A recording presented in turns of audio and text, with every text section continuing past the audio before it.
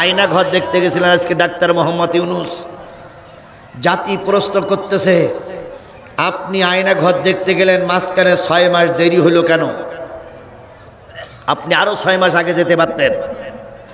এই 6 মাসের ভিতরে অনেক নমুনা তারা মুছে ফেলেছে। 6 মাসের ভিতরে অনেক আলামত তারা কি করেছে? মুছে ফেলেছে। এই 6 মাস পরে ডক্টর মোহাম্মদ ইউনুস আয়না ঘর দেখতে যেয়ে উনি বলতেছে এটা আইয়ামে জাহিলিয়াতের সঙ্গে তুলনা করা চলে। তার মানে আয়না ঘরগুলো এত ছোট ছোট ঘর ছিল যে ঘরের ভিতরে দুটো সেটে মুরগি থাকতে পারে না, সেই ঘরে একটা মানুষকে মাসের পরে মাস, বছরের পরে বছর বন্দি করে রাখা হয়েছে। খেতে দেওয়া হয়নি, পরনে কাপড় নাই, চোখ বাঁধা, পা বাঁধা, পায়খানা পেশাব একাকার হয়ে গেছে। ওই অবস্থায় মুখ বাঁধা, ওই অবস্থায় কত মানুষের যে মৃত্যু হয়েছে তার কোনো ঠিক ঠিকানা নেই। এই আয়না ঘরগুলো কোনো জালেম ছাড়া কোনো মানুষ তৈরি করতে পারে না। ওর সঙ্গে আমারটা মিলান, ভালো করে শোনো শিবগঞ্জের মুসলমানেরা, বগুড়ার মুসলমানেরা, আমার মতন একজন নগণ্য গোলামকে আল্লাহ পাক 5 দিন আয়না ঘরের ভিতরে রেখেছিলেন। আমাকে ধরে নিয়ে গেল ইফতার করা অবস্থায়। ইফতার করতেছি, সেই সময় বাড়ির চারিপাশ ঘিরে ফেললো। আমি কেবল একবার বিসমিল্লাহি ওয়া আলা বারাকাতিল্লাহ বলে গালে দিয়েছি। রোজার মাস, সবাই এসে আমাকে ধরে বলতেছে, হুজুর আপনি আজিজুল ইসলাম জিহাদি? জি। ওসি সাহেব আপনাকে সালাম দিচ্ছে। তাই আমি বললাম, ওসি সাহেব সালাম দিল, তাই ইফতারের সময় কেন? তা বলতেছে, না হুজুর এখনই যেতে হবে। এবার আমার হাত ধরে বলতেছে, হুজুর আপনি কি আফগানিস্তানে যুদ্ধ করতে গেলেন? তাই বললাম, কেন? আচ্ছা আপনার নামের শেষে জিহাদি কেন? আমার মা বললেন, না বাবা, ছোটবেলার থেকে লোক জিহাদি জিহাদি ডাকে, তাই সেই পরিচয় পরিচিত। আমাকে ধরা হলো। ভাই ওই আয়না ঘরের কথা কি বললো? আমার জীবনের কথাটা বলতেছে। আমাকে ধরা হলো, নামাজ পড়তে চাইলাম। ওরা একজন লোক, 15-16 জনের ভিতরে একজন লোক আমার সঙ্গে নামাজ পড়লো। নামাজ পড়ে বেরিনের পরে আমাকে পায়জামা পাঞ্জাবি টুপি পরায়ে হাত কড়া পরালো। পরানোর পরে মোটরসাইকেলের মাঝখানে একজন ড্রাইভার, পিছনে একজন, আমাকে নিয়ে ওরা পাজা করে ধরলে আমি যেন দৌড়াই যেতে না পারি। আমার জীবনের কথা বলতেছি। এরপর আমাকে থানায় নিয়ে যাওয়া হলো। থানায় রাখলো। ওখানে একজন পুলিশের আচরণ আমি ভালো পেয়েছিলাম, আল্লাহ পাক তাকে মাফ করে দিক। তাকে বলেছিলাম, ভাই ইফতারি করে পানি খাওয়ার সুযোগ পাইনি, একটু পানির ব্যবস্থা যদি করতেন। উনি দোকান থেকে একটা পানি আর একটা পাউরুটি কিনে দিলেন। দেওয়ার পর ওখান থেকে আমাকে নিয়ে আর এক ঘরে নিয়ে যেয়ে এরকম বেঞ্চির হাতুলির সঙ্গে আমাকে বেঁধে রাখলেন। কিছুক্ষণ পরে এশার আজান দিল। এশার আজান দেওয়ার পরে আমি বললাম, ওনারা বললেন যে বাথরুমের কাজ থাকলে আপনি বাথরুম সেরে নেন। আমাকে একটা টয়লেটের ভেতরে নিয়ে গেল। ভাই সত্যি কথা, আমার জীবনের কথা কোরআন শরীফ থেকেই বলতেছি। এরপরে বাথরুমের ভিতর থেকে বেরি করে আমার চোখ বাঁধলো। আমি কই, চোখ বাঁধলেন কেন? কয়, কোনো কথা নেই, আপনাকে এখান থেকে জেলায় নিয়ে যাওয়া হবে। থানার থেকে আমাকে জেলার জন্য গাড়িতে রওনা হলো। সামনে একটা গাড়ি, মাঝখানে আমার গাড়ি, পিছনে আর একটা পুলিশের গাড়ি। 3টে গাড়ি। পুলিশের যে সাইরেন, পুলিশের যে বাঁশি, ওই বাঁশি বাজাতে বাজাতে আমাকে নিয়ে যাওয়া হলো জেলায় নেওয়ার পরে ডিবি অফিসে আমাকে নিয়ে যাওয়া হলো রাত 12টার ভিতরে। এই 12টা পর্যন্ত সমস্ত জেলার আনাচে কানাচে এখানে সেখানে ঘুরাইছে। ঘোরানোর পরে এবার 12টার সময় আমাকে ডিবি অফিসে নিয়ে যাওয়া হলো। কথা বলছি, তাহলে ওখানে আমার চাইতে কঠিন অবস্থা যারা পার করেছে তাদের কি হয়েছে ভাই? তাদের জীবনটা কত কষ্টের ছিল। এরপরে আমাকে ওখানে রেখে রাত 12টার পরে এবার এসপি সাহেব আসলো, ডিসি সাহেব আসলো, এডিশনাল এসপি আসলো। আমার চোখ বাঁধা একটা টুলির পরে বসায় রাত 4টা পর্যন্ত আমাকে জিজ্ঞাসাবাদ করলো। এরপরে প্রথম দিন গেল, দ্বিতীয় দিন গেল, তৃতীয় দিন এই একই রকম জিজ্ঞাসাবাদ। কখনো হুইল চেয়ারে বসায়, কখনো চোখ বাঁধে, কখনো ধাক্কা দিয়ে ফেলিয়ে দেয়, কখনো বিভিন্ন প্রশ্ন করে। শেষ পর্যন্ত তৃতীয় দিন রাত্রে সিদ্ধান্ত হলো আমাকে গুলি করে মেরে দেওয়া হবে। আমাকে বের করলো। বের করার পরে বলতেছে, হুজুর আপনার কোনো খাওয়ার নিয়ত আছে, কিছু খেতে চান? আমি বললাম না। আপনার মৃত্যুর পরে কোথায় কবর দেওয়া হবে সে জায়গাটা কি বাজেট করা আছে? আমি বললাম আমার বাবা শুয়ে আছে, আমার মা শুয়ে থাকবে যেখানে, সেখানেই আমার গ্রাম্য কবর স্থানে আমাকে কবর দিবেন। আপনার ছেলে মেয়েদের কাছে কিছু বলতে চান? আমি বললাম স্ত্রীর কাছে এই, ছেলের কাছে এই, সব কিছু বলে দিলাম। বলে দেওয়ার পরে বলল হুজুর চলেন, আপনাকে নিয়ে যাচ্ছি, হয়তো আজকে রাত্রি আপনাকে মেরে দেওয়া হবে। বলুন আমার জায়গায় যদি আপনি থাকতেন, আমার এই জায়গায় যদি আপনি থাকতেন, আপনার অবস্থাটা কি হতো? আজকে যে আপনারা বলেন, কিছু কিছু লোক বলেন যে হুজুর আওয়ামী লীগের বিরুদ্ধে কিছু বলার দরকার নাই, কিছু কিছু লোক বলেন আওয়ামী লীগের বিরুদ্ধে কিছু বলার দরকার নাই। এখন যদি ফেরাউনও বেশি থাকতো, এই ফেরাউন এই আওয়ামী লীগের কাছে হার মানত। এখন যদি নমরুদ বেশি দেখতো, এই আওয়ামী লীগের কাছে নমরুদও হার মানত। কথা বলেন ঠিক না বেঠিক? এই আওয়ামী লীগ 15.5 বছর ক্ষমতায় ছিল, এই 15.5 বছর বাংলাদেশে ইবলিশ শয়তান ছিল না? ইবলিশ শয়তান পালাই গেছিল, কারণ শেখ হাসিনার বুদ্ধির কাছে ইবলিশ শয়তান ফেল। এরপরে আমার কথা বলতেছে, আমি একজন ছোট মানুষ। জামাত ইসলাম, বিএনপি বলেন, কোনো রাজনৈতিক দলের কোনো থানার নেতা আমি নই, জেলার নেতা আমি নই, আমি একজন বক্তা, কোরআনের আলোচনা করি। তাই আমার বেলায় যদি এই অবস্থা হয়, তাহলে শিবিরের ছেলেদের নিয়ে কি টর্চারিং, কি অত্যাচার চলেছে। বাংলাদেশ জামাত ইসলামের নেতাদের চোখ তুলে ফেলা হয়েছে, তাহলে তাদের কি অত্যাচার করা হয়েছে। এরপরে আমাকে নিয়ে যাওয়া হলো, নিয়ে যেয়ে একটা সম্পূর্ণ লোকালয় শূন্য, রাত তখন 3টা বাজে, একটা লোকালয় শূন্য জায়গায় নিয়ে আমাকে নামাই দেওয়া হলো। হাত কড়া পরা, পায়ে বেড়ি পরানো, আমাকে কেবলার দিক ফিরে দাঁড় করাই দেওয়া হলো, চোখ বাঁধা। পিছনে পিছনে রাইফেলের ব্যানট বলেন, রাইফেলের মাথা বলেন, বন্দুকের মাথা বলেন, আমার পিছনে ঠেকানো হলো। ঠেকাইয়ে গাড়িতে বসে আছে 7 জন, আর নিচে নেমেছে 2 জন। একজন আমাকে ধরে রেখেছে, আর একজন রাইফেলের ব্যানট বা গুলির বন্দুকের মাথা আমার পিঠে ঠেকাইয়ে কেবলার দিকে ফিরাই দিয়ে বলতে, হুজুর এবার আপনি কালেমা পড়েন। আমি কালেমা পড়তেছি, আশহাদু আল্লা ইলাহা ইল্লাল্লাহু ওয়াহদাহু লা শারীকা লাহু ওয়া আশহাদু আন্না মুহাম্মাদান আবদুহু ওয়া রাসূলুহু। এবার ওনারা বলতেছেন, হুজুর আপনি তওবা করেন। আমি আমার জীবনের সব কথাগুলো আল্লাহর কাছে বলতেছি, আল্লাহ এই আমার জীবনের শেষ ঘন্টা বেজে যাচ্ছে, আমি আর হয়তো তোমার দিনের কথা বলতে পারবো না, তুমি আমাকে দয়া করে মাফ করে দিও, দয়া করে মাফ করে দিও, দয়া করে মাফ করে দিও। আমার রক্ত কালকে আমার সন্তানেরা দেখবে, আল্লাহ তুমি ওদের শান্ত থাকার তৌফিক দিও। আল্লাহ আমার মা এখনো বেঁচে আছে, আমার মাকে তুমি সান্ত্বনা দিও। আর আমি আমার এই রক্তের বিনিময়ে আল্লাহ তুমি বাংলার জমিনে কোরআনের রাজ কায়েম করে দিও। এই দোয়া করতে করতে, দোয়া আমি অনেকক্ষণ ধরে করতেছি, ওরা ঠেকাই দাঁড়িয়ে আছে। এরপরে নিচে যিনি ছিলেন তিনি বললেন যে স্যার এবার কি কল টানবো? স্যার বললেন দাও, কারণ এর অনেক চেষ্টা করলাম, কিন্তু এ তথ্য দেয় না, এরে দুনিয়ার থেকে বিদায় করে দাও, অপরের অর্ডার, এরে গুলি করে মেরে দাও। ওরা কল টানলো, কিন্তু আল্লাহর কি রহমত, গুলি বাহির হলো না।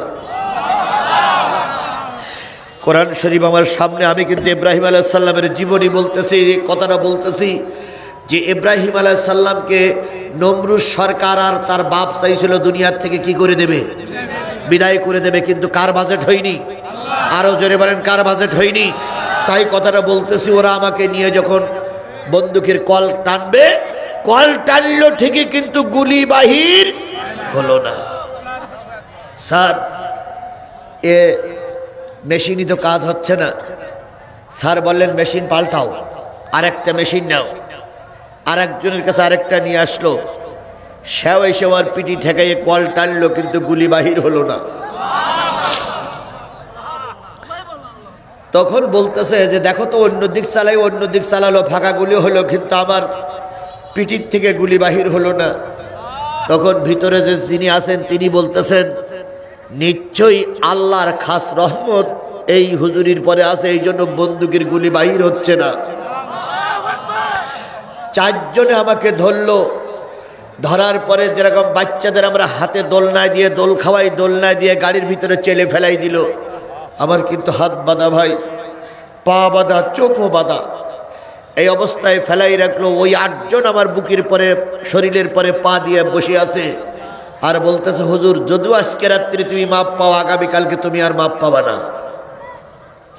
পরের দিনের কথা বলতেছি, পরের দিন আমার চতুর্থ দিন, পঞ্চম দিনে আমাকে কোর্টে হাজির করেছিল, চতুর্থ দিন এদিকে আমার বাচ্চাগুলো থানায় যেয়ে ওসি সাহেবের পা জড়াই ধরে কাঁদতেছে, স্যার আমার আব্বারে ফিরাই দেয়। ওসি সাহেব বাচ্চাদের লাথি মেরে পাঠাই দেয় আর বলে তোর বাপের আমরা ধরে নিয়ে আসিনি। আমার স্ত্রী, আমার শ্বশুর, আমার শালীরা যেয়ে কাঁদতেছে আমার স্বামীরে ফিরাই দিন। সেদিনের লস্কর জাহিদুল ছিল ওসি, লস্কর জাহিদুল ছিল ওসি, লস্কর জাহিদুল ছিল ওসি। সেই লস্কর জাহিদুল জুতো মেরে ফেলাই দিচ্ছে আর বলতেছে তোর বাবার আমরা ধরে নিয়ে আসিনি। কিন্তু বিএনপির একজন ইউনিয়ন সভাপতি ছিলেন সিদ্দিকুর রহমান সিদ্দিক ভাই, চাম্পাপুল ইউনিয়নের সভাপতি, তিনি আমার সন্তানের বলতেছে বাবা ডিবি অফিসি খোঁজ, হয়তো তোর বাবারে এতক্ষণ বিদায় করে দিচ্ছে। এরপরে ভাই চতুর্থ দিন আমাকে নিয়ে যাবে। সন্ধ্যার পরের থেকে রিমান্ড শুরু হলো, সন্ধ্যার পরের থেকে নির্যাতন শুরু হলো। ওই ডিবি অফিসের ভিতরে আবু জর বলে একটা কোরআনের হাফেজ ছিল, কোরআনের হাফেজের 30 পারা কোরআনের হাফেজ। সে যাওয়ার সময় বলতেছে হুজুর আজকে রাত্রি আপনাকে বিদায় করে দেবে, সব পরিকল্পনা একদম পাকাপোক্ত পরিকল্পনা, আজকে আপনাকে বিদায় করবেই। কালকে গুলি করেছিল, আপনার গুলি বাহির হয়নি, কিন্তু আজকে নতুন লোকদের নিয়ে আসছে, তারা আপনাকে গুলি করবে, আজকে গুলি করবে সামনের দিক থেকে। যদি সামনের দিকে গুলি না ঢোকে তাহলে আপনার অঙ্গ প্রত্যঙ্গ নষ্ট করে ফেলবে। আপনি দয়া করে, আপনার কাছে একটা উপদেশ আমার, একটা দাবি আমার, সেটা হলো আপনি রাত 2টার পরের থেকে ওরা যখন আপনার জিজ্ঞাসাবাদ করিয়ে যখন ছেড়ে দেবে, আপনাকে হয়তো সিয়ারি খাত্তি বলবে অথবা বলবে পেশাব পায়খানার কাজ থাকলে সেরে নেন, আপনি পেশাব করে এসে তাহাজ্জুদের নামাজে দাঁড়িয়ে যাবেন। আল্লাহ বুজারকে আল্লাহ হেফাজত করুক। সে ডিবির একজন ওসি ছিল, ডিবির একজন কর্মকর্তা ছিল, কিন্তু ছেলেটা ছিল কোরআনের হাফেজ। আমি ওর কথা শুনে বললাম যে যুবক কি লাভ হবে, কয়ে যতক্ষণ আপনি নামাজ পড়বেন ততক্ষণ ওরা আপনাকে নিয়ে যাবে না, ওরা আর যাই করুক নামাজের অবস্থা থেকে আপনাকে নেবে না। 2 নম্বর, আপনার যখন নামাজ শেষ হয়ে যাবে তখন আপনি সিহারি খাবেন আস্তে আস্তে, যতক্ষণ ফজরের আজান না দেয় ততক্ষণ আপনি সিহারি খাবেন, কারণ ওদের আর একটা ধর্ম আছে, ওরা খাওয়া অবস্থায় কাউকে নেবে না। আমি ওই আবু জারের কথা শুনলাম, তাহাজ্জুদের নামাজ 2 রাকাত নামাজে যে কত সবাই চলে গেছেন আল্লাহই ভালো জানে, আর আমার জীবনে যে কতগুলো পানি ওই সময় বাইর হইছে চোখের পানি আল্লাহই ভালো জানে। কারণ আমি জেনেছিলাম এই জীবনেই আমার আজকেই কি, আর আমার এখানে টিকে থাকার কোনো সুযোগ নাই। এভাবে করতে করতে আমার জীবনের কথা বলতেছি, যেহেতু আজকে ডক্টর মোহাম্মদ ইউনূস ওই সমস্ত অসহায় মানুষদের খোঁজ দিচ্ছে, হয়তো আমার সালামটা এখনো ইউনূসের কানে পৌঁছায়নি, আমার কথাটাও হয়তো এখনো সেই উকিলদের কাছে পৌঁছায়নি, আমার কথাটা এখনো হয়তো ট্রাইব্যুনালের কাছে পৌঁছায়নি। জাতির মাধ্যমে আমি ডক্টর মোহাম্মদ ইউনূস এবং জাতির কাছে বলতে চাই, আমার মতন ক্ষুদ্র মানুষ যদি এই বিপদে পড়ে তাহলে অতীতের নেতাদের কি বিপদ ছিল, আল্লামা সাঈদীর জন্য কি বিপদ ছিল। যাই হোক, আমি কোরআনের কথা বলতে যে আবেগের বসে আমার কথাটা বলছি, কষ্ট নিয়েন না। এরপরে চতুর্থ দিন ওরা শেষ রাত পর্যন্ত চলে গেল। চলে যাওয়ার পরে ওরা দাঁড়িয়ে থেকে লাস্টে যখন ফজরের আজান দিল তখন ওরা বলল হুজুর আল্লাহ হয়তো আপনাকে রহমত করেছে, আপনাকে আর হয়তো মারা হবে না। পরের দিন সকালবেলা আমার ছেলের নাম্বার নিল, আমার কাছ থেকে নিয়ে ফোন দিল, 10 লাখ টাকা নিয়ে আসো তোমার বাবার যদি বাঁচাতে চাও। বলুন 10 লাখ টাকা, আমি জেলখানায়, আমি ভিতরে 10 লাখ টাকা কোথার থেকে ম্যানেজ করবে? আমার বাচ্চাগুলো পাগলের মতো হয়ে কত লোকের পায়ে যে ধরেছিল,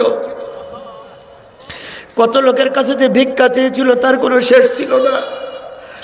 শেষ পর্যন্ত ভিক্ষা শিক্ষা করে অনেক কষ্ট করে লস্কর জাহিদুল আর ডিবি ওসি এনামুল, সাতক্ষীরা জেলার ডিবি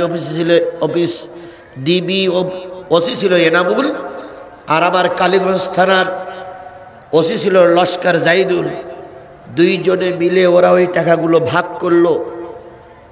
ভাগ করার পরে পরের দিন আমাকে ধরলো শনিবারের দিন, বুধবারের দিন 2টার পরে আমাকে কোর্টে চালান দিচ্ছে, আমি নাশকতা মামলার আসামি। 5 দিন আমাকে রিমান্ডে রাখলো, 5 দিন আমাকে আয়না ঘরে রাখলো। শনি রবি সোম মঙ্গল বুধ, এই শনি রবি সোম মঙ্গল বুধ আমার পরিবারের সবাই জানতো আমি মারা গেছি। আমার ছেলেরা ফেসবুকে দিল, বাংলাদেশের বহুত লোক আমার জন্য দোয়া করেছিল, জিহাদি নাই। দেশে বিদেশের বহুত মানুষের দোয়া সেদিন পেয়েছিলাম। আমি শুধু আপনাদের বুঝাতে চাচ্ছি, 5টা দিন আমাকে ডিবি হেফাজতে রেখে টর্চারিং হলো, চোখ বেঁধে রাখা হলো, এমনকি পায়খানা করে বলেছিলাম স্যার তো আমি কখনো বলিনি, আমি বলেছিলাম ভাই একটু পানি দেন, জায়গাটা পরিষ্কার করি। ওরা আমার ঘাড়ের পরে লাথি মেরে ফেলাই দিয়ে বলেছিল যে যে জায়গাটা পায়খানা করেছো ওই জায়গাটা জামা দিয়ে পরিষ্কার করো। বাধ্য হয়ে ওই অবস্থা আমাকে নামাজ পড়তে হয়েছে 5টা দিন। তাহলে আমার মতন একজন ক্ষুদ্র মানুষের যদি 5 দিন ওই টর্চারিং ছেলে রেখে আমাকে রিমান্ড নেওয়া হয়ে থাকে, তাহলে যে সমস্ত লোকদেরকে টর্চারিং ছেলে অত্যাচার করে মারা হয়েছে, ডক্টর মোহাম্মদ ইউনূস তাদের কথাটা আপনি ভাবুন। আজকে জাতি জানতে চায়, আপনি টর্চার ছেলে আয়না ঘর দেখতে গেলেন, কিন্তু 6 মাস দেরি করলেন কেন? আপনার তো আরো 6 মাস আগে যাওয়ার দরকার ছিল। কথা বলেন, কথা বলেন। কিন্তু আপনি 6 মাস পরে গেলেন কেন? অনেক আলামত তো এখন মুছে ফেলা হয়েছে। কথা বলেন, ঠিক না বেঠিক? আমার ভাইয়েরা, একটু কষ্ট পেয়েছেন মনে হয় আপনারা, কারণ আমার জীবনের কথা ভাইরে, অনেক কষ্ট করে অনেক ঘাত প্রতিঘাত পেরিয়ে পর্যন্ত এসেছি। যত বক্তা আপনার কাছে ওয়াজ করতে আসুক, একজন বক্তাকে আপনি জিজ্ঞেস করবেন যে ভাই, অনেক বক্তার জীবনে কষ্ট আছে, মার খেয়েছে, অনেক অপমান হয়েছে, কিন্তু আমার মতন কষ্টের ভিতরে কেউ ছিল কিনা আমি জানি না। তারপরে জিজ্ঞেস করবেন। আমার আলোচনার বিষয় হলো, নমরুদ চাইলেন ইব্রাহিমের মুখ বন্ধ করবে, আর আল্লাহ চাইলেন ইব্রাহিমের দ্বারা ধর্মের কাজ করাই নেবেন। কাড্ডা সবাল হলো? এই জোরে বলেন, কাড্ডা সবাল হলো? আওয়ামী লীগ চাইছিল বাংলাদেশ জামাত ইসলামকে নিশ্চিহ্ন করে ফেলবে, আর আল্লাহ চেয়েছে বাংলাদেশ জামাত ইসলামের মাথা উঁচু করে রাখবে। কাড্ডা সবাল হয়েছে?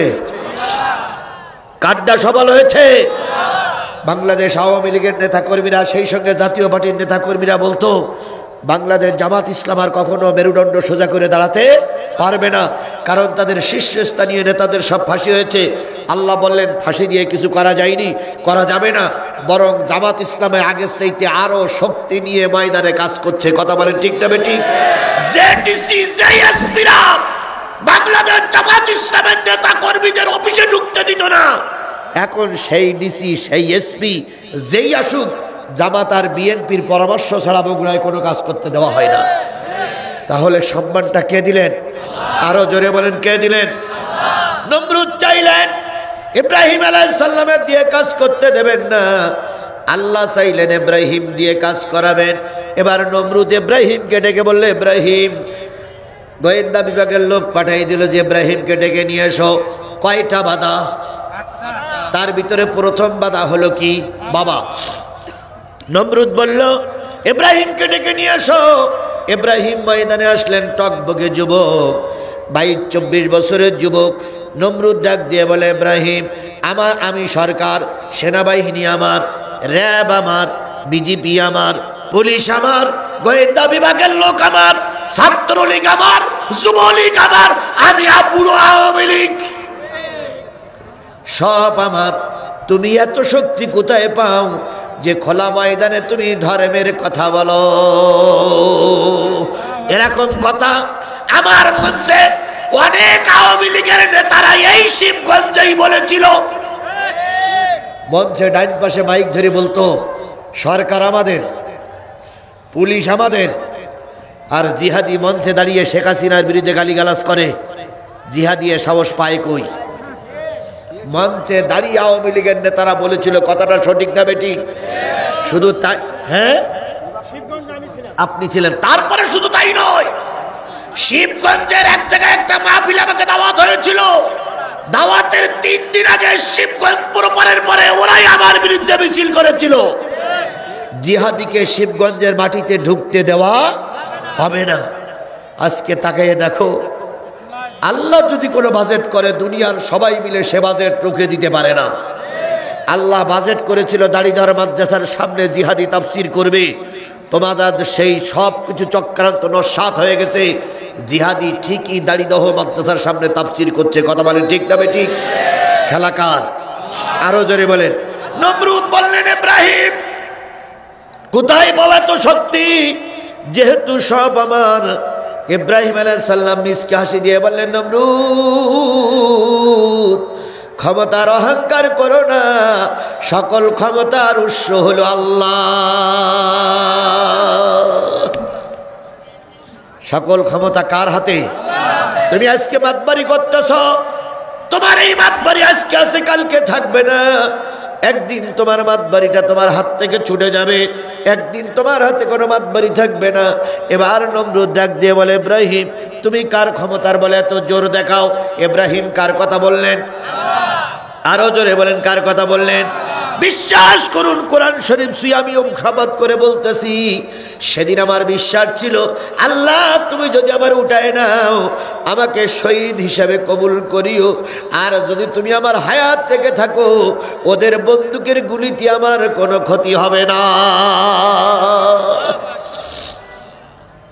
ইব্রাহিম আলাইহিস সালামের ক্ষুদ্র একজন উম্মত আমি, ইব্রাহিমের অনুসারে আমি, আমার অত বড় ঈমান নেই, ইব্রাহিম আলাইহিস সালামের মতন নবীদের মতন অত বড় ঈমান নেই। কিন্তু সেদিন ঈমান পাকাপোক্ত হয়েছিল যেদিন পুলিশ আমাকে ধরে অত্যাচার করেছিল। আর আপনি ঈমানদার কি বেঈমান বোঝা যাবে এরকম পরীক্ষার সম্মুখীন হলে। যার পরীক্ষা দিয়েছে আল্লামা সাঈদী, যে পরীক্ষায় উত্তীর্ণ হয়েছে মতিউর রহমান নেজামী, যে পরীক্ষায় উত্তীর্ণ হয়েছে আব্দুল কাদের মোল্লা, কথা বলে ঠিক না বেঠিক? যে পরীক্ষায় উত্তীর্ণ হয়েছে আলী আহসান মোহাম্মদ মুজাহিদ, ফাঁসির কাস্টে ঝুলতেছে, একজনের বাইরে বের করে রক কাটতেছে, আর একজন কোরআন তেলাওয়াত করতেছে। ওই আলী হাসান মোহাম্মদ মুজাহিদের কাছে যে পুলিশের গোয়েন্দা বিভাগের লোকেরা বলতেছে, এখনই তো সালাউদ্দিন কাদের চৌধুরীর ফাঁসি হয়ে গেল, দেখেন রক কোটে অ্যাম্বুলেন্সে বাহির করে নিয়ে যাচ্ছে, আপনি এখনও সরকার প্রধানের কাছে ক্ষমা ভিক্ষা চান, হয়তো আপনার ক্ষমা হতে পারে। আলী হাসান মোহাম্মদ মুজাহিদ মিসকে হাসি দিয়ে বলেছিল, ভাই তোমরা তোমাদের কাজ করো, আমি আমার নাকে জান্নাতের গন্ধ পাচ্ছি। এগুলো যেমন তেমন লোকের পক্ষে বলা সম্ভব নয়, কথা বলেন ঠিক না ঠিক? প্রকৃত যারা ঈমানদার তারা ছাড়া এ কথা বলতে পারে। আমাদের ঈমান অত মজবুত ছিল না, তারপর আমরা কেঁদেছিলাম কার কাছে? এবার ইব্রাহিম বললেন, নমরুদ ভয় দেখায়ও না, সকল ক্ষমতা কার হাতের ভিতরে? আরো জোরে বলেন, কার হাতের ভিতরে? তাবারাকাল্লাযী বিয়াদিহিল মুলক, সমস্ত শক্তি কার হাতের ভিতরে? এবার নমরুদ ডাক দিয়ে বলেন, ইব্রাহিম এত চারিদিক থেকে তোমার শত্রু, আমার সেনাবাহিনী, আমার র্যাব, আমার পুলিশ সব তোমার ঘিরে রেখেছে, তারপরে তুমি আল্লাহর কথা বলো, সেই আল্লাহ থাকে কোথায়? ইব্রাহিম আলাইহিস সালাম বলেন, ওই আল্লাহ থাকার একটা জায়গা আছে, সেই জায়গাটার নাম আছে আরশে আজিম। সুবহানাল্লাহ বলবেন না? এবার নমরুদ ডাক দিয়ে বলো, সে আরশে আজিমটা কোথায়? ইব্রাহিম আলাইহিস সালাম বললেন, ওটা হচ্ছে উপরে আরশে মহল্লা, আরশে আজিম। নমরুদ তখন চিন্তা করলো, তাহলে ইব্রাহিমের মেরে লাভ কি, আগে আল্লাহরে মেরে ফেলি। কারণ ইব্রাহিমের যদি মারি আরেকটা ইব্রাহিম তৈরি হবে, আরেকটা ইব্রাহিমের মারলে আরেকটা ইব্রাহিমের তৈরি হবে, আর যিনি তৈরি করতেছেন তারে যদি মেরে দেই নতুন ইব্রাহিম আর তৈরি হবে না। নমরুদ এবার টার্গেট নিল, আমি খোদা হয়ে থাকতে গেলে সেই আল্লাহরে মারা লাগবে। ওই আল্লাহর মারার জন্য শগুনের পরে ভর করে নমরুদ মারার জন্য পরিকল্পনা নিয়ে আকাশে উঠলো। অনেক দূর যাওয়ার পরে চিন্তা করলে, এখান থেকে যদি আমি ওই শগুন একটা হার্টফেল করে অথবা স্ট্রোক করে, তাহলে শগুনও মারা যাবে, আমিও মারা যাব, আমার কাজ শেষ। ওইখান থেকে তীর ধনুক নিক্ষেপ করলো, ধনুকের মাথায় তীর দিয়ে নিক্ষেপ করলো। আমার আল্লাহ দেখেন কত বড়, কত বড়, কত বড় প্রভু, কত বড় মালিক। তিনি বললেন, ফেরেশতা আমার বান্দা যদিও আমার শত্রু, কিন্তু মনে বড় আশা নিয়ে আসছে আমারে মারবে, মনে বড় আশা নিয়ে আসছে আমারে মারবে। ওই তীরের মাথায় একটু রক্ত লাগাই দাও।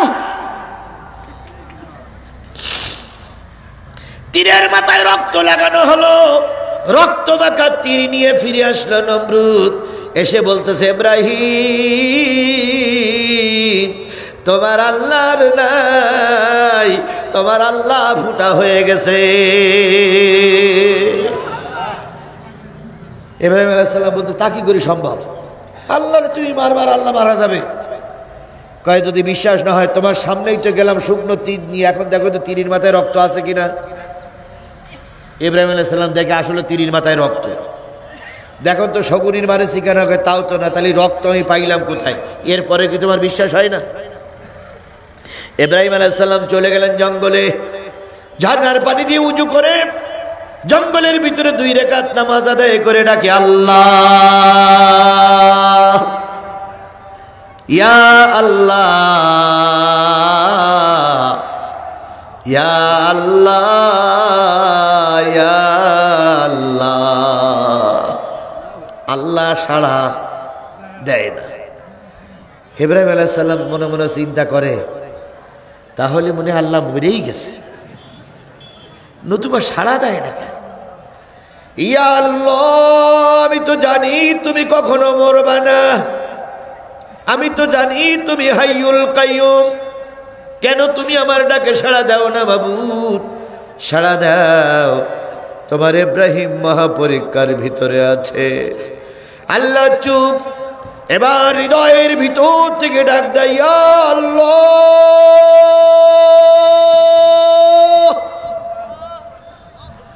আল্লাহ কয়, ইব্রাহিম কি খবর? আল্লাহ তুমি এখনো বেঁচে আছো? সুবহানাল্লাহ। আরেকটু জোরে বলা যাবে না সুবহানাল্লাহ?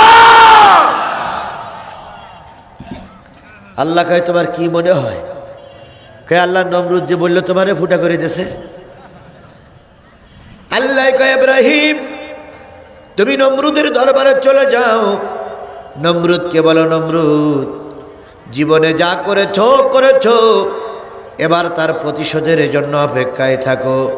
আল্লাহ এতদিন খেলেছিল সাধারণ খেলা, এতদিন তুমি খেলা করার জন্য আল্লাহরে ডাকতে, আল্লাহ খেলেছে সাধারণ খেলা, এবার আল্লাহ তোমার সঙ্গে খেলবে চূড়ান্ত ফাইনাল খেলা। আল্লাহ পাঠাই দিলেন একটা ছোট মশা। কি মশা? ছোট্ট মশা, ডানা ভাঙা মশা। কারণ আল্লাহ বড় বড় শয়তানদের মারার জন্য বড় বড় জিনিস ব্যবহার করেনি, বড় বড় শয়তানদের মারার জন্য আল্লাহ ছোটখাটো জিনিস ব্যবহার করেছে। আজকে বিএনপির জামাতের লোকদের দ্বারা যদি আওয়ামী লীগের পতন হতো, তাহলে আওয়ামী লীগ সারা জীবন বলতো রাজনৈতিক দল আমারে কাবু করেছে। আল্লাহ বলল না, এই শয়তানকে বিএনপি, এই শয়তানকে বিএনপি আর জামাতের হাত দিয়ে কাবু করব না, এই শয়তানকে কাবু করব ছোট্ট ছোট্ট প্রাইমারি স্কুলের ছাত্র দিয়ে।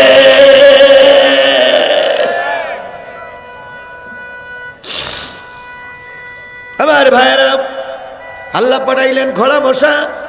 এবার মশা এসে সামনে গুনগুন গুনগুন করে ডাকে, নমরুদ কয়, মন্ত্রী আসি, পুলিশ আসি, সেনাবাহিনীর প্রধান ওয়াকারুজ্জামান আসি, ডিবি প্রধান আসি, রাষ্ট্রপতি চুপ্পু আসি। তাহলে আমার তো ভয় লাগে কেন? এই যে মশা ডাকে আর নাকের পাশে এ পাশে পাশে চলে যায়, আমার মনে হচ্ছে এ মশার যেন আমার এটা কি একটা করবে। সুবহানাল্লাহ বলবেন না? সুবহানাল্লাহ বলবেন না? এত বড় নেতা আল্লাহ মারবে খোলা মশা দিয়ে। মশা এক পর্যায়ে নাকের ভিতরে ঢুকেছে, ঢুকেই পড়েছে। ঢুকেই আল্লাহ বলল, মশা চুপ করে থাকবে একটু সময়, তারপরে শুরু করবি। মশা অল্প একটু সময় চুপ করতে কামড়াতে শুরু করেছে। মশা কামড়ায় নেতা লাফায়, মশা কামড়ায় নেতা লাফায়। ওয়াকারুজ্জামান কে, আমি সেনাবাহিনী প্রধান, লাফান কায়? কামড়ায় কামড়ায়। সুপ্পু কয়, আমি রাষ্ট্রপতি, লাফান কায়? কামড়ায়। কিসে কামড়ায়? এই কথা বলেন, কিসে কামড়ায়? আপনি এত বড় একজন নেতা, সামান্য একটা মশায় কামড়াচ্ছে তাতে হইছে নাকি? কয় না, কামড়ায়। এবার বুদ্ধিজীবী, আইনজীবী, বিচারপতি ডাক্তার, কবিরাজ, হোমিওপ্যাথি, এলাপতি, রাষ্ট্রপতি, সবপতি এক জায়গায় এসে বলতে কি করলি কামল বন্ধ হবে। একজন বুদ্ধিজীবী বলতে মাথায় একটা কিল মেরি দেখো তো যে কি হয়। একজন বলেছে আপনার এই মাথায় যে টুপিটা আছে টুপিটা খোলেন দিন, কিল মেরি দেখি। কিল মেরিছে, কামল বন্ধ। ওং শান্তি, ওং শান্তি। জনগণ কয় কি কয়? কামল বন্ধ। লাগাও কিল। জনগণ কিল মারতে শুরু করলো। যে রাষ্ট্রের কাছে, রাষ্ট্রপতির কাছে আসে, তার শর্ত থাকে 10টা কিল মারার পরে তারপর কাগজপত্র জমা দেওয়া। আগে 10টা কিল মেরে নেবা, তাহলে যে যা আসে কিল মারা ফরজ। কি মারা ফরজ? কিল মারা শুরু করলো। কিল খেয়ে খেয়ে খেয়ে খেয়ে এবার দেখা গেল কিলিয়ার কামল বন্ধ হয় না। এবার কি করিতে হইবে? জনগণ বুদ্ধিজীবীরা বলল বাড়ির মাত্রা একটু জোর হওয়া লাগবে। তাহলে এক কাজ করো, এবার জুতো দিয়ে মারো। জুতোর বাড়ি শেষ পর্যন্ত মাথায় বাড়ি দিল লাঠি দিয়ে। লাঠির বাড়ি খেয়ে নমরুদ বিদায় হয়ে গেল। মশা আসমানে উঠে গেল। জিত হয়ে গেল ইব্রাহিমের। তাহলে ইব্রাহিম যখন ধর্মের কাজ করতে চেয়েছিলেন তখন বাধা দিয়েছিল ইব্রাহিমের বাবা। আজও যদি কেউ ধর্মের কাজ করতে যেয়ে বাধা দেয়, ইব্রাহিমের বাবার উত্তরসূরিরা আজও সমাজে ছড়াই ছিটিয়ে আছে না নাই? এই জন্য বাবারা সাবধান। ছেলেদের ধর্মের কাজে বাবারা যদি বাধা দাও তাহলে বুঝতে হবে তুমি নমরুদের উত্তরসূরি। কয়টা কাজে বাধা? তার ভিতরে প্রথম বাধা হলো কে? বাবা। 2 নম্বর আপনা হুকুম, তোমাদের কাজে, বাবার কাজে সন্তানেরা বাধা হতে পারে। আমি বুঝেছি 12টা বেজেই গেছে, এবার দোয়া হবে ভাই, দোয়া হবে। আমি লম্বা করবো না, আমি 12টা পর্যন্ত যেহেতু নির্ধারিত টাইম, 12টা বেজে গেছে। আমি বলে দিই সংক্ষেপে কথাগুলো বলি। 2 নম্বর কাজে বাধা হলো কি? সন্তান। আমাদের বাবার কাজে, ধর্মের কাজে সন্তানের অনেক সময় বাধা হয় কি হয় না? হয় না? 3 নম্বরে বাধা হচ্ছে ইখওয়ানুকুম, তোমাদের ভাই। বলুন তো, ইউসুফ আলাইহিস সালাম ধর্মের কাজ করেছিলেন, আর বাধা হয়েছিল ইউসুফের ভাইরা। কথাটা কি ভুলে গেছেন আপনি? এই কথাটা কি ভুলে গেছেন? এবার আমি বলি, এই ভাইরা বসেন, দোয়া হবে, দোয়া হবে, বসেন। আমি বলি, আওয়ামী লীগ কি আমার ভাই নয়? এই কথা বলেন, আওয়ামী লীগ আমার ভাই না? একই জায়গায় পাশাপাশি বাস। এই পাঁচিলের ওই পাশে এক ভাই, এই পাশে আর এক ভাই। বলুন তো, যদি আমার ভাইকে আমার ক্ষতি না করতো, শিবগঞ্জের পুলিশ আমার কিছু করতে পারত? বলে, আমার ভাই আমারই ক্ষতি করেছে। কথা বলেন ঠিক না ঠিক? কিন্তু ক্ষতি করে লাভ হয় না, ক্ষতি করে লাভ হয় না। ইউসুফ আলাইহিস সালামের ভাইরা ইউসুফ আলাইহিস সালামের ক্ষতি করেছিল, শেষ পর্যন্ত আবার ইউসুফের কাছে কি করতে হয়েছিল? মাপসাতি হয়েছিল না? মাপসাতি হয়েছিল না? আজকে আওয়ামী লীগ করেছো, 15 দিন যা করেছো করেছো, তুমি আমার ভাই। ভাই আর ক্ষতি করো না, তওবা করে ফিরে এসো, তওবা করে ফিরে আসো। ইসলামের দরজা তোমার জন্য খোলা। আল্লাহ আমাদের ভাইদের ফিরে আসার তৌফিক দান করুক। এই সবাই মিলে বলেন আমিন। আরো জোরে বলেন আমিন, আরো জোরে বলেন আমিন। সবাই সূরা ফাতিহা ইখলাস শরীফ পড়ুন। কয়টা কাজে বাধা? তার ভিতরে প্রথম কি? 2 নম্বর কি? সন্তান। 3 নম্বর কি? ভাই। 4 নম্বর হচ্ছে আজওয়াজুকুম, স্ত্রীরা। কি? স্ত্রীরা। 5 নম্বর হচ্ছে গোত্র দল। দল ধর্মের কাজে বাধা দেয়। এই 5টা জিনিস হচ্ছে আমার সঙ্গে প্রথমে জড়িত। আর 3টে হলো অর্থ। 3টে অর্থের ভিতরে একটা অর্থ হচ্ছে মাল, যা তোমরা কষ্ট করে উপার্জন করেছো, এই মাল তোমরা দিতেও চাও না, আবার মাল রেখে তোমরা যুদ্ধের ময়দানে যেতেও চাও না। তাহলে মাল ইসলামের পথে খরচ করতে হবে, কার নির্দেশ? যদি মাল আঁকড়ে ধরে রাখো তাহলে ওই মাল একদিন তোমার জন্য কষ্টের কারণ হতে পারে। এই জন্য মাল তোমার ধর্মের কাজে বাধা। 2 নম্বর বাধা হচ্ছে ব্যবসা। যে ব্যবসা তুমি করতেছো, দোকান করে রেখেছো, এখন ইসলামের কাজ করতে গেলে ওই ব্যবসা ছেড়ে তুমি যেতে চাও না। আর সর্বশেষ যেটা বাধা, সেটা হচ্ছে সুন্দর বাড়ি। বাড়ি করেছো, আমি চিন্তা করছি এখন যদি জিহাদে যাই, এখন যদি ময়দানে মিছিল করি, তাহলে জেলখানায় যাবো, এই বাড়ি আমার আর থাকা হবে না। তাই বাড়ির মহব্বতে তুমি মিছিলে যাও না, বাড়ির মহব্বতে তুমি ধর্মের কাজ করো না। আল্লাহ বলেন এই বর্ণিত 8টা জিনিস যদি আল্লাহ, রসুল এবং দিন কায়েমের পক্ষে চাইতে তোমার কাছে প্রিয় হয়, তাহলে আল্লাহর পরবর্তী নির্দেশ আসা পর্যন্ত অপেক্ষা করো, আল্লাহর নির্দেশ আসবেই। সুতরাং আমরা আজকের থেকে এখানে যারা আছি সবাই নিয়ত করব, যতদিন বেঁচে আছি কিসের পক্ষে? কারা কারা কোরআনের পক্ষে থাকতে রাজি আছেন? 2 হাত উঁচু করে আল্লাহরে দেখান। জোরে একটা তাকবীর হবে, নারায়ে তাকবীর। আরো জোরে নারায়ে তাকবীর। আল্লাহ আমাদের সবাইকে কোরআনের পক্ষে কবুল করুক। সকলে মিলে বলুন আমিন। আগামী 16ই ফেব্রুয়ারি আমার আরেকটা মাহফিল আছে, রোজ রবিবার। 16ই ফেব্রুয়ারি আরেকটা মাহফিল আছে শিবগঞ্জ বন্তে ঘড়ি, উত্তরপাড়া বাইতুন নূর জামে মসজিদ। চেনেন আপনারা? শিবগঞ্জ বন্তে ঘড়ি থানার পাশে। হ্যাঁ, তাহলে খেলা ওই দিন হবে, খেলা হবে। কয়েক কিবার বলেন তো? আজকে কিবার? বুধবার শেষেই বৃহস্পতিবার শুরু হয়েছে, শুক্র শনি আর 2 দিন পরে। তা আপনারা ওই দিন সবাই থাকবেন ইনশাআল্লাহ। আমাদের সবাইকে কবুল করুক। সবাই মিলে বলুন আস্তাগফিরুল্লাহ রাব্বি মিন কুল্লি জামবে আতুবু ইলাইহি লা হাওলা ওয়ালা কুওয়াতা ইল্লা বিল্লাহিল আলিয়্যুল আযীম। একজন ছেলে বিদেশে গিয়ে বিপদে আছে, তার মা তার মুসিবত থেকে মুক্তির জন্য দোয়া চেয়ে 500 টাকা দান করেছে। আল্লাহ আমাদের এই সন্তানকে হেফাজত করুন। আরেকটু জোরে বলেন আমিন, আরো জোরে আমিন। আল্লাহুম্মা আমিন। রব্বানা যালামনা আনফুসানা ওয়া ইল্লাম তাগফির লানা ওয়া তারহামনা লানাকুনান্না মিনাল খাসিরিন। রব্বানা ইন্নানা আমান্না ফাগফির লানা যুনুবানা ওয়া কিনা আযাবান নার। রব্বিরহামহুমা কামা রাব্বায়ানি সগীরা ওয়া কুর রব্বিরহামহুমা কামা রাব্বায়ানি সগীরা। মহিয়ান গরিয়ান সর্বশক্তিমান আল্লাহ, তুমি তোমার কুদরতি নয়নে তাকায় দেখো হাজার হাজার মুসলমান নারী আর পুরুষ। আল্লাহ তাআলা 10টার আগেই মঞ্চে এসেছি, 10টার থেকে কথা বলা শুরু করেছি। দেখতে দেখতে কখন জানি 12টার কাঁটা পার হয়ে গেছে। দীর্ঘ সময় ধরে সূরা তওবার 24 নম্বর আয়াতের পরে ভিত্তি করে সংক্ষিপ্ত পরিসরে হলেও কথা বলেছি। সর্বশেষে তোমার পাগলদেরকে নিয়ে কোরআনের পথে থাকার জন্য শপথবদ্ধ হয়েছি। মেহেরবানি করে আল্লাহ আমাদের এই মাহফিল সকলের জন্য নাজাতের জরিয়া বানায়া দাও।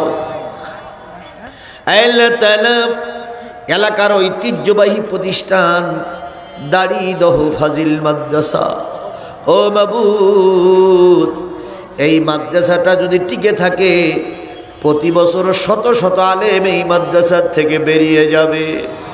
আল্লাহ তাআলা আমি প্রথমে হেফজখানায় কিছুদিন পড়ার পরে এরপরে কওমি মাদ্রাসায় সময় দিয়েছি, তারপরে আলিয়ার থেকে ফারেক হয়ে বেরিয়ে এসেছি। আল্লাহ আমি আলিয়ার ছাত্র, এরকম একটা প্রতিষ্ঠানে দীর্ঘদিন আমাকে ক্লাস করতে হয়েছে, হুজুরদের কাছে সবক দিতে হয়েছে। প্রতিষ্ঠান যদি টিকে থাকে আল্লামা সাইদির মতন আলেম এই প্রতিষ্ঠান থেকে বেরিয়ে আসবে। আল্লাহ দাড়িদহ ফাজিল মাদ্রাসাকে আল্লাহ তুমি কবুল এবং মঞ্জুর করে নাও। এই মাদ্রাসার যাবতীয় সমস্যা গায়েব থেকে সমাধান করে দাও।